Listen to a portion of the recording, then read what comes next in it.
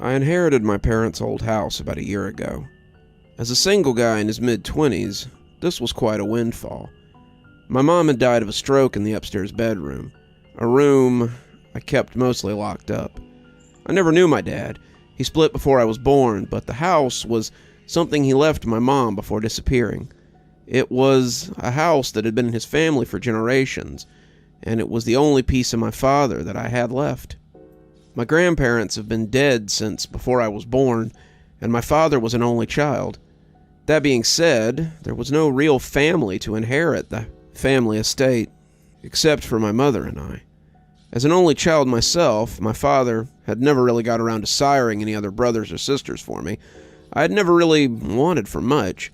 Dad's estate took care of the bills, my education, and the upkeep of the house.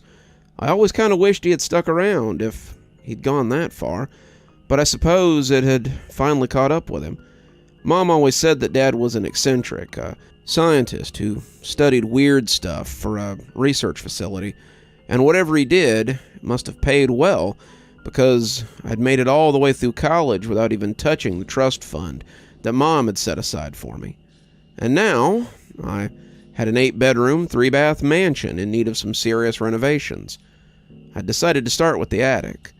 The attic had always interested me, even when I was a kid. I used to play up there, looking into the old chests and peeking into armoires and scaring myself with make-believe ghost stories. It was nice up there, though. The stained glass window that overlooked the street always made little rainbows on the wooden floor just for me. I wanted to clean it up a little bit and build an office up there so I could do my accounting and bookkeeping in peace. The problem was that it was structurally unstable. The wall was a crumbling old brick, the mortar trying to let go for the last 40 years or so. I was afraid it wouldn't take much more than one good windstorm to knock it in, and I really wanted to fix it up and work my way down. As I started cleaning it out, I was delighted to find that the attic might actually pay for its own renovations. It was packed with old furniture and antiques that I found some interest for with the local antique dealers. I took a few pictures on my phone and sent some to the local antique shops. They seemed all the more enthralled to get their hands on them. I separated off the stuff I wanted to sell, keeping a small pile of things that I did not. After a couple of days of men with dollies coming in and out of the house, I found myself about $25,000 richer. The old antiques had more than paid for the facelift, and I started looking at supplies to replace the old brick with. I didn't know if I'd have to replace the beams behind it, but I suspected that I might. Mom told me that Dad had said the attic was one of the few original parts of the house, which had apparently been built in the late 1700s. It was one of the first large homes to be constructed in the area, and his ancestors had received it from some fellow after working the land for him. They had been less indentured servants and more live-in caretakers. The man had hundreds of acres, a large farm, and several dairy cows that needed to be taken care of. My dad's forebears and their children had been more than up to the task, having recently immigrated from Ireland. When he had left it all to them in the will, they had suddenly become very rich and very powerful in what was an up-and-coming part of the world.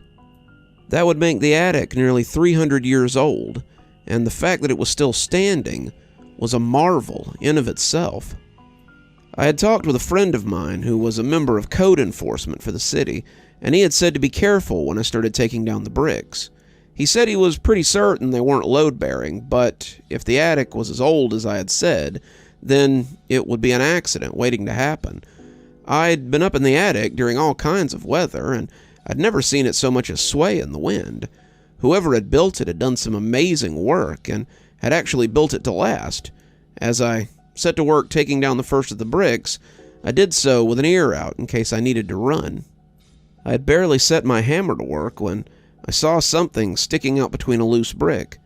It appeared to be an envelope, an old and yellow thing that likely would have crumbled to nothing had it not been sealed up in the wall.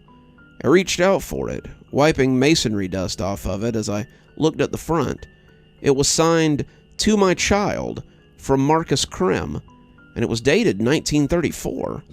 This gave me pause. As far as I knew, there was only one Marcus Krim that had ever lived in this house, and he had been my father. To my knowledge, though, He hadn't even been born in 1934. I set the letter aside, not really sure what to make of it, and kept working. The wall appeared to be held up not by wooden beams, but metal beams. That struck me as weird, because the means to do so in the 1700s would have been very difficult to achieve. They were crude metal beams, to be sure, but they were very thick and very sturdy, and had likely taken someone a very long time to put into place, without a crane or some sort of tools. However the architect had managed it, this was tremendous. I would save a lot of my recent windfall by not having to replace the wooden beams that I had assumed would be there, and decided that the flaky wall was just a product of its time. I was halfway through the north face of the wall when I found another letter.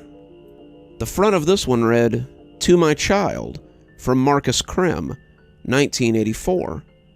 The date on the letter seemed reasonable. My father would have been about 12 years old in 1984, but I doubted that he was writing letters and putting them in the masonry. I set it aside, wanting to get back to work, but it was hard not to open it to see what it contained. This one looked a lot newer than the other one, and I supposed it had spent a lot less time in the wall. Why my father was leaving letters for me inside the attic wall, I didn't know, but I supposed that when I was done for the day, I might sit down and see what he had written me. By midday, I had found 5 other letters, and my curiosity was piqued. I had found one from 1984, one from 1934, one from 1956, and another one from 1890. There was also a 5th from 1954. They had been stuffed in the wall behind loose bricks, popping out as I smashed up the wall with my sledgehammer, and as I broke for lunch, I decided that it might be time to have a look at them. I didn't know if this was some elaborate joke someone was playing on me or not, but the idea of getting letters from my father, a man that I had never known, was intriguing. Maybe the dates were code or something, and I wondered if there was some other treasure to be found in the house, besides the antiques in the attic, that was. I decided to open the letter from 1984 first, it being the closest to today's date. Inside was a handwritten letter in what I recognized as my father's meticulous script. I had seen some of his journals in the library, writings on physics and scientific theory, and I was familiar with the way that he wrote. He marked the envelope with a stamp, though I had no idea why, and it had been sealed with wax that was light as I broke it. Hello. As I have not learned your gender yet, your mother insists that it be kept a secret. I'll just call you Child. I suspect you have questions, and I wish I could answer all of them, but I fear this letter will be a poor explanation. Your mother may have told you that I was involved with an organization studying scientific principles. One of the principles they were interested in was time travel. It wasn't something I believed in, but I was willing to take their money and study their theories. I thought the concept was so much hogwash, but as we began to make breakthroughs, I had to admit that there was merit to it. I began to get excited, thinking we might actually break the secret of passing backwards and forwards in time. On the day of testing, we all drew straws to see who would be the one to test the device. I drew the short straw, so I was placed inside the chamber. I prayed they did not send anyone after me, because it appears that something has gone terribly wrong. I closed my eyes in 1998 and opened them again in 1984. We'd done it. We could go back in time. But there was a problem. I had no way to return, and it appeared that my means of time travel was unstable. I arrived in December 1984, but 3 days later I was in September 1984. I was jumping backwards in time, little hops at first, but I suspected they might become progressively stronger as time went on. I don't know how to contact you, or if you'll ever find this letter, but I know the house has existed for at least 200 years. If I leave a letter in the attic, somewhere it's not likely to be stumbled across until someone is looking for something else, maybe you'll find it, and you'll know that I didn't abandon you and your mother. You'll know what actually happened. I'm going to break into your grandparents' house tonight and hide this in the attic. I remember that tonight was when they left me at my sitter's house, and went out to see a late movie, so there should be more than enough time to get in and leave the letter in the wall of the attic. I hope it finds you well, and I hope that you are well. Sincerely, Marcus Krem. I was speechless for a moment, not sure what to make of it. Was this real?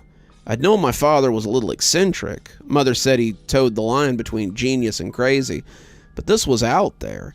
Had my father been playing some elaborate joke before he left? Had he been trying to trick a small child into thinking that his father was just a time traveler and not a deadbeat? I didn't know, but it only made me more curious to see the other notes. I shifted through them until I came to the one from 1956. It was the next one in chronological order and seemed to be the best place to pick up the story. I opened it with a finger, wincing as the old paper sliced me a little, but I sucked at the paper cut as I spilled the paper onto the old desk. A few drops pattered onto the blotter, but the letter was spared, and as I sucked at it, I read what I had written there. Child, I've spent the last week shifting backwards every few days. Sometimes I would stay in a spot for days, sometimes it was seconds, but it seems I'm destined to live my life backwards. I always seem to stay in the same town, the town I grew up in, and it's odd to watch the town slowly grow younger, opening your eyes to see the town shrinking, a building at a time. I spent 2 weeks leaping backwards at various speeds, but when I finally came to rest in March of 1956, I felt jet-lagged. The town was half the size it had been. The cars as different from the turn of the century as they would be in the early 1900s. People looked at me strangely, my clothes likely appearing odd, but my money still worked. The teller would get a shock when he realized that they had a bill that wouldn't be circulated for 40 years, but I needed to eat. I didn't have a lot of money when I traveled, $100 and a couple of 20s in my wallet, but as the cost of things goes down, the money stretches a little further. Your grandfather, my dad, is so young. I saw him playing outside the house, a boy of maybe 10 or 11, and it was hard not to hail him and talk to him. I plan to break into the house again when the family is gone and leave this letter in the wall of the attic. I better do it soon. Who knows how long I'll have before I travel again. I hope you're doing well, and hope your mother is also well. It's strange to talk to someone you've never met, but I hope these letters shed some light on where I've been and why I haven't been in your life. I was beginning to think the notes had been left by my mother, but how would she so expertly duplicated his handwriting? All of Dad's journals were written like this, the same meticulous script, and it even sounded like the voice I'd always given him when I read his journals. He would sound like a scientist, like my science teacher had when I was in school, and as I reached for the next letter, I came across the one from 1934. The envelope was ancient-looking, the outside yellowed and sealed in the same wax the others had been. The wax on this one was brittle with age, and it crumbled under my fingers as I broke it. I started to slide my finger under the adhesive, but looked in the desk till I found the letter opener I remembered seeing there. A quick slash, and I had the note in my hand. Child, I went to sleep 2 days after delivering the letter to the wall, and woke up 60 years in the past. This was the longest jump I've ever made, and I had to write this one quickly before it sent me sailing off again. The town looks more like Mayberry from the Andy Griffith Show than the bustling city I remember. Main Street is here, as is the post office and the police station, but everything else has changed. There are stores, but they seem less grand than the ones here before them. The house is still here, and I can see my grandfather as he sits on the lawn with my grandmother, both of them in their senior year of high school. Grandpa will get his draft letter in 6 years, taking him out of the steel mill before the explosion that kills so many, saving him and probably saving me from not being born. Grandma will give birth to my father a year after that, and Grandpa will come back from France with a few scars and many memories to regale his son and later his grandson with. I never knew my great-grandfather, not well enough, and it's odd to see them as they go about their lives. I've seen men going into the house the last few days, men doing work on the study on the second floor, and have managed to get a pair of white overalls and a cap from a clothesline. Tomorrow I will mingle with them and drop this letter in the wall, if I'm not years farther from where I started by then. I sorted the remaining letters, my work forgotten, and decided on the one from 1890. It was the next one in sequence, though that sequence was far out of whack now. My hands shook a little as I opened it with the letter opener. Fake or not, someone had gone to a lot of trouble to set this up, and the story was so good that I had to know how it ended. My work was forgotten, the mystery too much for me to put down now. As the wax seal fell to brittle shards on the desk, I took out the thick and uncomfortable paper that had been laid into the equally heavy envelope. Child, it appears I sealed my letter in the wall at just the right time. The house was fumigated the next day, and it would have been nearly impossible to get back in. I also traveled again 4 days later, and this was one of my most hectic trips. I would be stuck in a time for a day or two, but just as I would pen a letter, I would be dragged backwards into something else. I've started trading my money for gold and silver as I go farther and farther back. I'll soon come to a time when paper money means nothing, and then I might as well burn the notes to keep me warm. Gold, however, maintains its value, as does silver, and so I now have a few actual dollars left, and some mintings of gold and silver on my person. I've got them hidden in a backpack that also seems to travel with me. I wish I had experimented with this a little more, but even though these letters are decades apart, I've really only lost a month at the most. It feels like just last week when I opened my eyes in 1984, but I'm becoming worried that I might be slowing down a little. This last trip has brought me to 1890, and the town is little more than a general store, a saloon, and a collection of frontier businesses. I had to steal more clothes. My modern attire marked me as an outsider. I'm thankful that I traded for gold. My money would be useless out here, but gold is always useful. The house is still here too, but I've skipped 4 or 5 generations. The house is now a plantation, the land worked by field hands, and the house is set considerably out of town. I went there to seek field work, but they thought I was a cousin who'd come to call. They put me up, showing a lot of the old world hospitality I've always heard so much about, which will make it easier to hide this letter. I hope I come to rest soon. I hope this stops. I go to sleep, I blink, and my heart is filled with dread on when I will open my eyes again. I hope you're well, and I hope you're living a better life than I. I exhaled, looking at the last letter. This one was marked 1854, and it appeared it was the last one I had. As I picked it up, a thought occurred to me. How many more letters could there be in these walls? How many more could there be that covered dates in between the ones I had found? I was no longer skeptical. Quite the contrary, I was hungry for more, and as I split this one open, I held the brittle paper gently, afraid it would fall apart before I got the chance to read it. Child, the traveling is definitely slowing down. I spent 3 months with my forebears in 1890. After that, I spent a month in 1880, 2 months in 1870, and now I've landed in 1854. I've returned to the house again, claiming to be a cousin, and it's odd to see the same people I saw in the 1890s, but years younger. The matron who invited me in is now a mere slip of a girl. Her brother, maimed in the war, is now a healthy young man, passionate about states' rights and the laws that govern man. I'm embarrassed to report that the field hands I saw earlier have been replaced with slaves, but I suppose that was to be expected. They accepted me into their home again, and I suppose I will stay here until I travel again.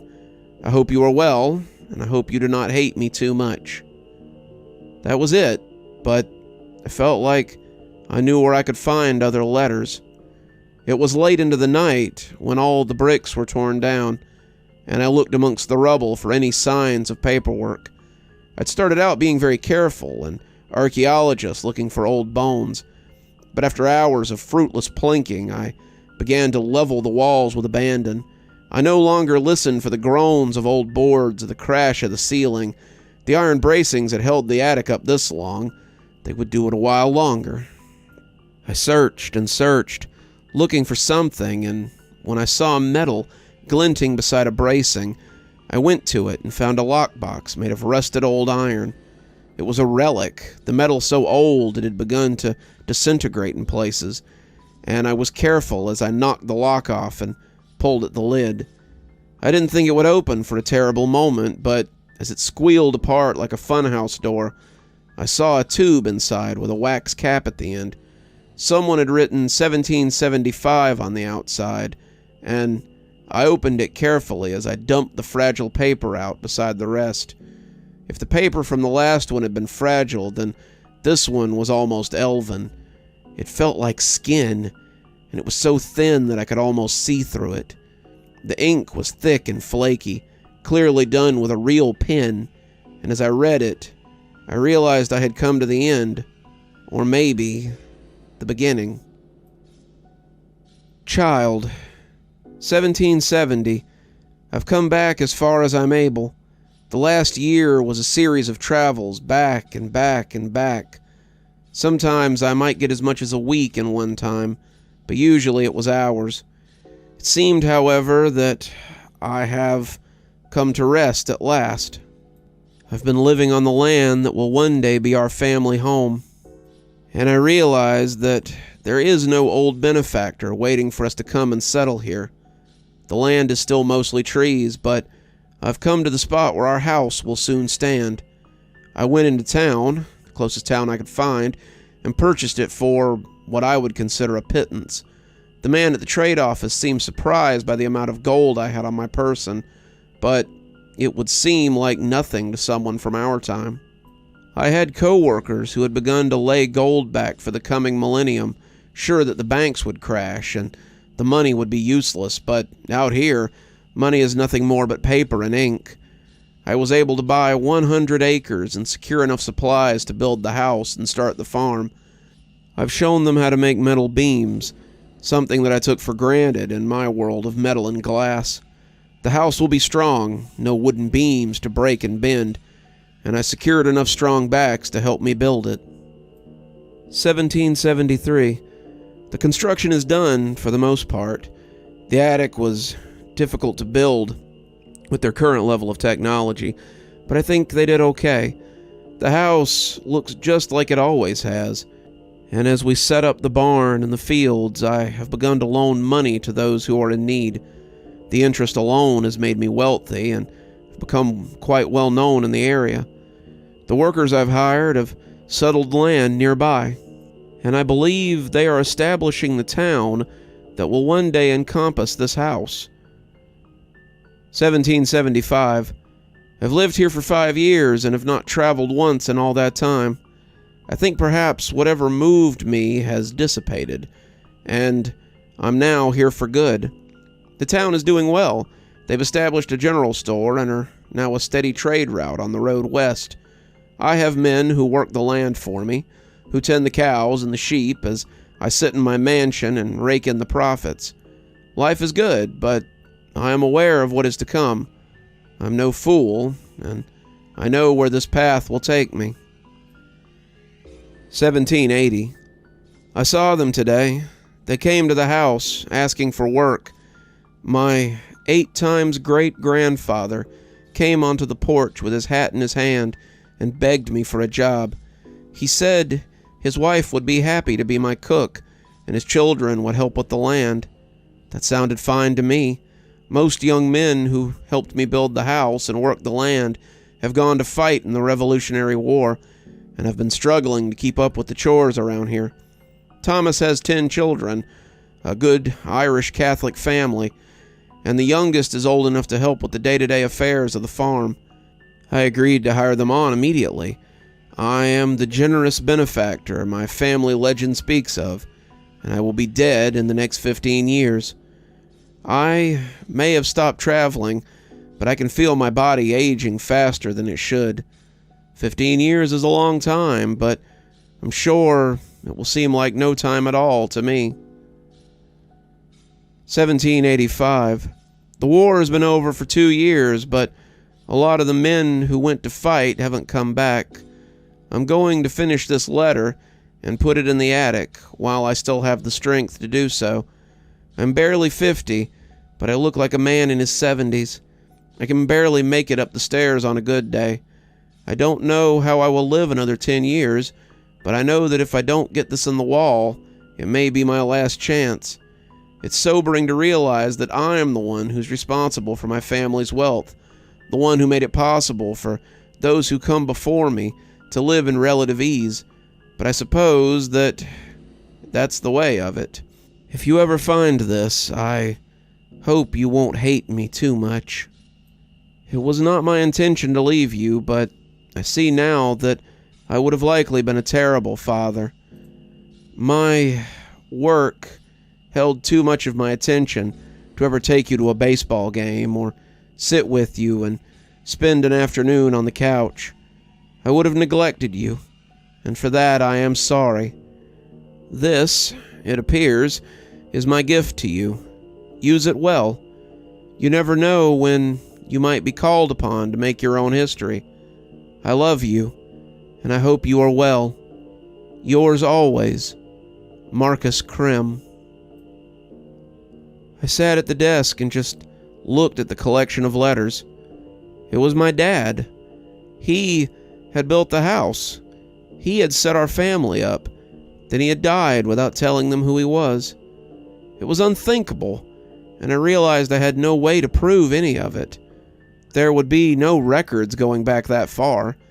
The original owner of the house had lived before the town had, and the receipt of bill of sale would not have survived.